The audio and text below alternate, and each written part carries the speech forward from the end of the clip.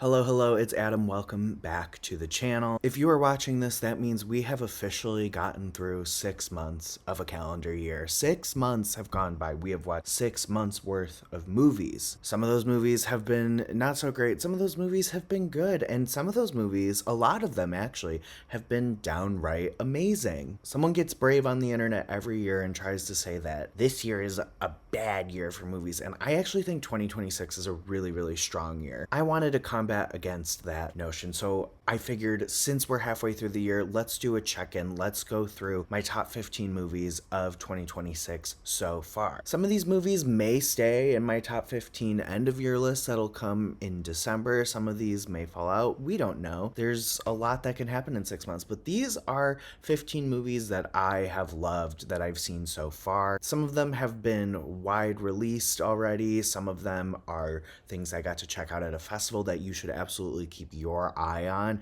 in the back half of 2026. But without further ado, I'm just gonna get into it with number 15. That is The True Beauty of Being Bitten by a Tick. This was available on the Letterboxd video store. It did not get distribution, but I think it is such a really cool, interesting, cerebral kind of film. This is directed by Pete Oz, who also directed 2026's Erupcia, starring Charlie XCX. He has a really interesting way of working. He kind of like finds everything as he's shooting. Everything kind of is born out of discovery amongst like the crew and the cast. I went to a Q&A with Pete Oz and he described his filmmaking philosophy as like a table made of bubbles. You can't put your hopes and dreams on it, but it is beautiful to look at. It is amazing that it exists in the world, and we should love it and value it for the special thing that it is. And that's kind of how he approaches film. And I feel like this movie in particular is a big old encapsulation of that. It is so hard to pin down, but it tells the story of Yvonne, who drives down to her friend Camille's new home for some time away after a tragic event. She's welcomed by AJ and Isaac, who are two new friends of Camille, and they maybe live there. The group promises a weekend of homemade meals and parlor games made by candlelight, but Yvonne develops some troubling symptoms from a tick bite, and the rural paradise fades away, revealing a breeding ground for a disturbing new life. Zoe Chow is amazing in this. I've never seen her like flex her muscles in this way. It's really cool to see her in a lead capacity. The whole cast is really, really on board with this, and I think they're very committed to this absurd premise. Pete Oz takes this idyllic, isolated home and makes it feel suffocating and like really unsettling. Even though we can't quite place like what that may be, it's a really interesting ride. There's nothing else like it. Keep an eye out for it. At number 14, I've got 28 Years Later, The Bone Temple. I am so mad this didn't like perform box office wise as well as 28 Years Later did, because it is so good. It is right up there with the quality of 28 Years Later. I think Nia DaCosta made something really, really special for this franchise. And I think it's a nice change of pace. It's a really interesting continuation of the story. It's a really interesting examination of humanity and like how we can hold on to it or how we lose it. I think it's actually like a really great demonstration of restraint, and I think that's what allows it to be impactful. I loved this movie, and Ralph Fiennes and Jack O'Connell are insanely good. Number 13, Silent Friend. I actually got to see this at the Chicago International Film Festival in 2025, but it is now coming to us from 1-2 Special, and it is about a professor played by Tony Leung who kind of develops this relationship with this ginkgo tree, and this tree has like hundreds of years of history, and it actually like takes us through the tree's history through 3 distinct stories. This is such a unique film. It's a slow burn, but it's beautiful and mesmerizing. It has some of the best cinematography you are likely going to see in this modern era. It's so breathtaking and beautiful. Ultimately, at its core, it's about this like yearning for connection. I admired its warmth and its spirit so much. I really cannot recommend this enough. At number 12, I have Obex. This was also a film festival film I saw last year, but it just hit theaters in 2026. It is about a man who essentially goes to save his dog in this new state-of-the-art computer game, Obex. This film is stunningly shot in black and white. It's got this analog feel to it. The score is like this synth dream. It's also like so scrappy. It's inventive. It feels so singular, and it's about like confronting your loneliness head on. I had such a blast with this. It was such a fever dream. It kind of like encapsulates like what I love about indie film when you find like a good indie film. Albert Burney directs this and stars in it, and it is also written by Pete O's, who gave us The True Beauty of Being Bitten by a Tick. At number 11 right now, I have Maddie's Secret. This is gradually rolling out as I'm recording this. It is out in LA and New York right now. It's about to have its Chicago debut 4th of July weekend, and it's going to keep expanding. I loved this movie so much. I was not expecting what I got. It's really absurd and satirical and goofy as it dives into this girl who is a dishwasher who gets plucked out of obscurity and pushed into like the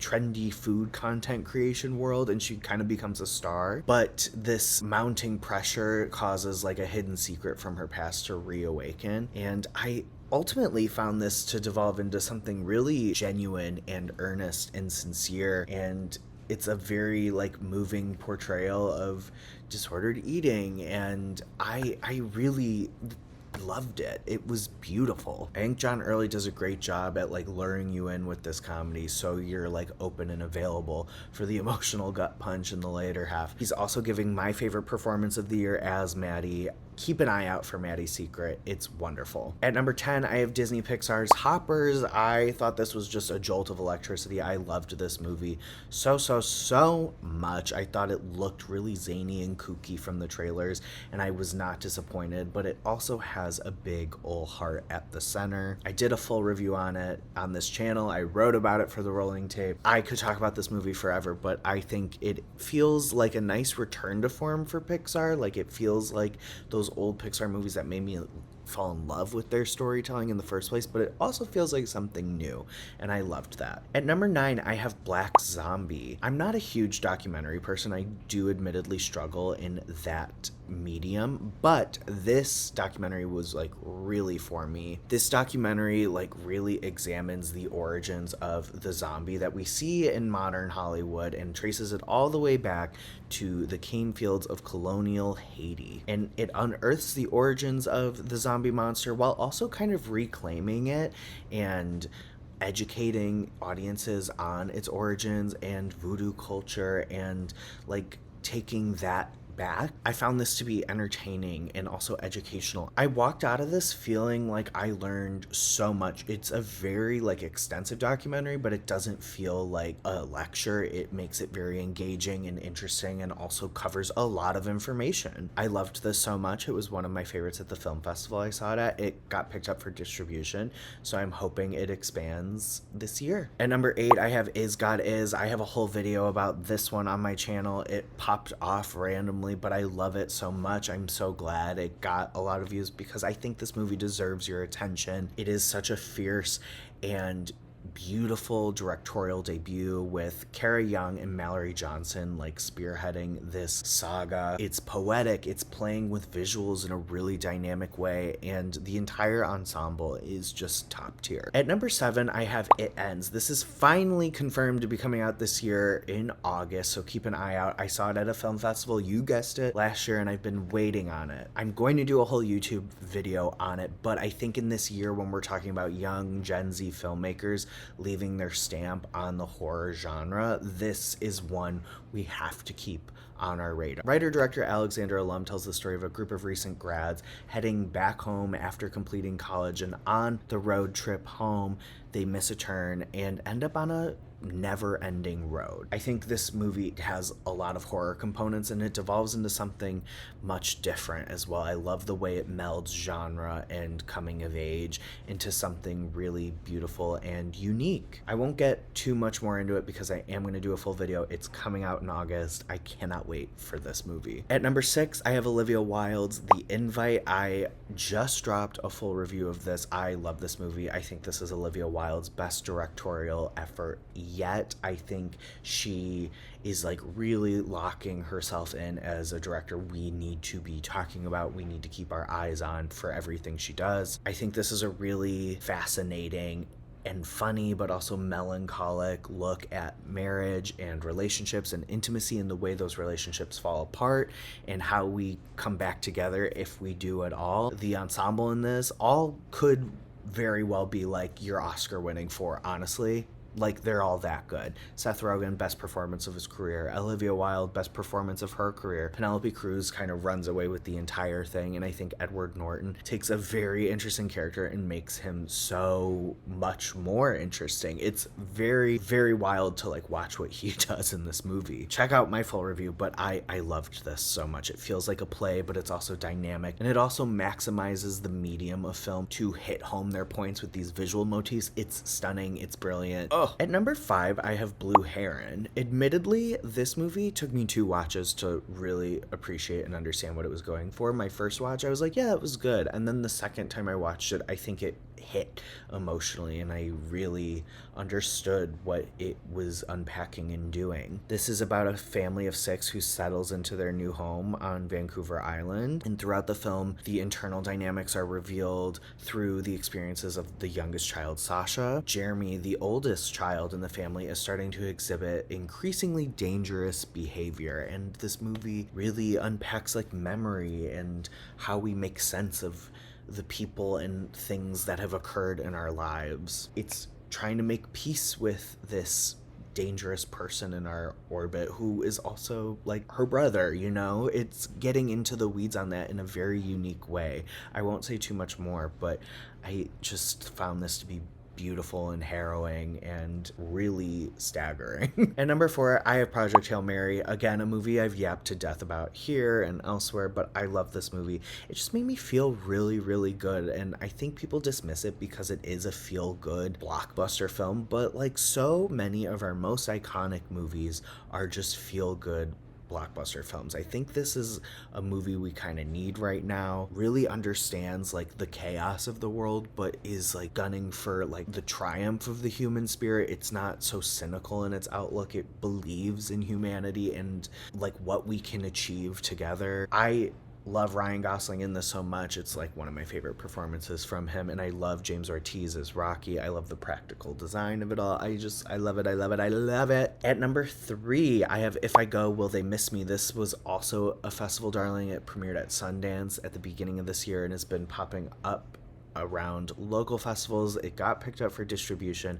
I don't have an exact release date, but this movie is beautiful, staggering, mind-blowing. It is about a young boy named Lil Ant who is trying to connect with his father, Big Ant, after he returns home from a stint in prison. It's a beautiful father-son story that unfolds through these two trying to connect, trying to see each other, and it deals with like healing and, you know, the reality of seeing your parents as people, not on this pedestal we have them on. I also think Danielle Brooks should win an Oscar for this movie. I think it's just tremendous. At number 2, this movie's coming out at the end of July. Keep it on your radar. I also dropped a full review for this. I Want Your Sex by Gregg Araki. It's amazing. It is goofy, and I also think it is extremely timely. I know I kind of said it in the invite, but Olivia Wilde is actually giving the performance of her career in this movie as well. She's having a great year across the board, but I thought this movie was so much fun. It's like high energy, high octane, but also kind of